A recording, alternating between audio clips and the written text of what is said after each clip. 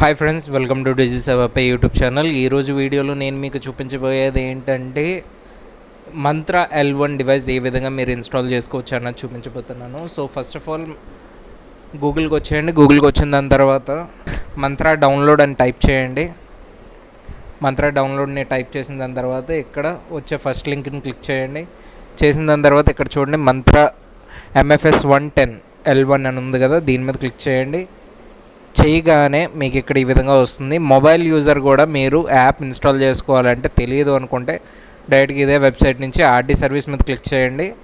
మొబైల్కి సంబంధించిన యాప్ని మీరు డౌన్లోడ్ చేసి డైరెక్ట్గా ఇన్స్టాల్ చేసుకోవచ్చు.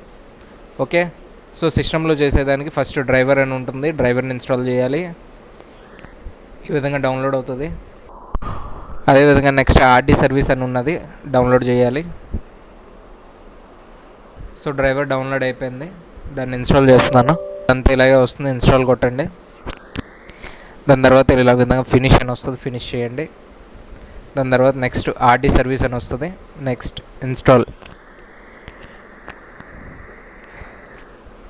ఓకే, ఈ విధంగా ఇన్స్టాలేషన్ అన్నది అవుతుంది, ఫినిష్. సో ఇప్పుడు మీ దగ్గర ఏదైతే డివైస్ ఉందో దాన్ని సిస్టమ్కి కనెక్ట్ చేయండి. చేయగానే పక్కన నోటిఫికేషన్ అన్నది రావాలి, డివైస్ కనెక్టెడ్ అని, డివైస్ అటాచ్డ్ అని, రెడీ టు యూజ్ అని వస్తేనే మీకు డివైస్ కనెక్ట్ అవుతున్నట్టు. Okay, so ready to use అని వచ్చిన దాని తర్వాత మీరు మీ యొక్క యూజర్ ఐడి పాస్వర్డ్ ఇచ్చి లాగిన్ చేసుకుంటారు.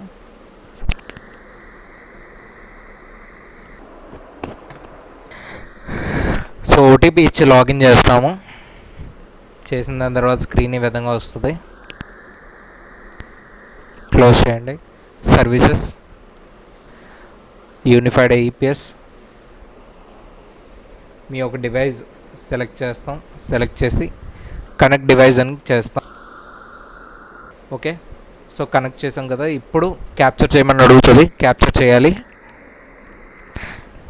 సబ్మిట్. ఇక్కడతో మీకు డివైస్ కనెక్ట్ అయ్యింది అంటే మీ అథెంటికేషన్ అంతా కూడా సక్సెస్ అయిపోయినట్టే. సబ్మిట్ చేస్తే నెక్స్ట్ మనకి AEPS అన్నది ఇక్కడ ఎనేబుల్ అయ్యి వస్తుంది. ఓకే, ఇక్కడ నుంచి మీరు ట్రాన్సాక్షన్ అన్నది చేయాలి.